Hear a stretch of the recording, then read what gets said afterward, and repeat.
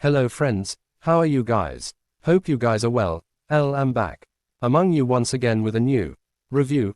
Marvel's Giant Size Spider-Man #1 is majorly underwhelming. Giant Size Spider-Man #1 showcases what should be a classic Marvel team-up between Miles Morales and Venom. Based on the stellar work that writer Cody Ziglar had already done in the ongoing Miles Morales series and Iban Coelho's art, expectations are fairly high. Sadly, the book is a middling and far too safe adventure that simply does not justify the cover price of a giant-sized issue, especially when it turns out that the final 22 pages are dedicated to a far superior issue of Ultimate Comics Spider-Man from almost a decade ago, written by Ziglar, with illustrations from Coelho, colors from Guru EFX and letters from VC's Joe Caramagna. The story begins with Miles, still under Misty Knight's tutelage, trying to stop mysterious weapon shipments. What seems to be a standard plot is also linked to events in Miles' life, particularly his run-in with the villainous rabble. But before Miles can do his Spider-Man duty and web up the bad guys, Venom throws a wrench in his plans. Venom, seeking justice for some innocents these particular criminals hurt, is ready to dole out some harsh punishment, much to Miles' disappointment. But what starts as an exciting team-up quickly turns into a clash of ideologies. Cody Ziglar's use of character and dialogue are the saving graces of Giant Size Spider-Man #1. His work with the character of Miles Morales has already proven to be compelling in Miles' own Spider-Man title, and this is no different, with Miles' consistent wit and worries.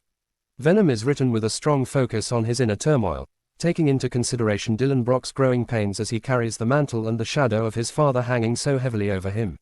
Venom is also portrayed with appropriate menace and endearment, allowing readers to easily settle in with Dylan's version. Iban Coelho does his best line work for solid action sequences that mercifully break up the lackluster story beats. He draws Miles in almost a throwback style to classic Ultimate Spider-Man comics, with a good focus on his lithe build and movements, which, while being noticeably Spider-Man, are still very much Miles. The sheer power and rage of Dylan's Venom is also perfectly captured in Coelho's line work, particularly when he's moving or attacking. However, Guru FX's colors often undercut Coelho's excellent work. It tends to smudge and wash out the finer edges of the latter's pencils. While not particularly an issue, it is just another small shortcoming in a book that already has far too many of them. At least Joe Caramagna's lettering is as reliable as ever, crisply readable throughout the book. While the character beats in Giant-Sized Spider-Man #1 hit their mark, the overall plot falls flat. The entire issue serves only to build up to Miles' own antics in Marvel's ongoing gang war event. Venom gets no tie into his ongoing series whatsoever. Ziglar resolves the overall mystery of the weapons shipments in a heartbeat, with no real mystery or tension. Most disappointingly, the Miles-Venom team-up ultimately proves to be unsatisfying. Giant-Size Spider-Man #1 plays it far too safe to have any meaningful message or impact. The Ultimate Comics Spider-Man #22 issue included in this book proves to be vastly superior in every aspect to the story preceding it. Giant-Size Spider-Man #1 doesn't live up to its giant-sized branding.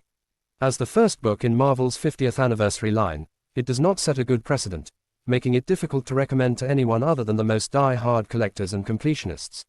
While all the ingredients are present to create a fun romp for two fan-favorite characters, the final story requires more depth. Giant Size Spider-Man #1 is available now through Marvel Comics. If you are new to our channel, then like and subscribe.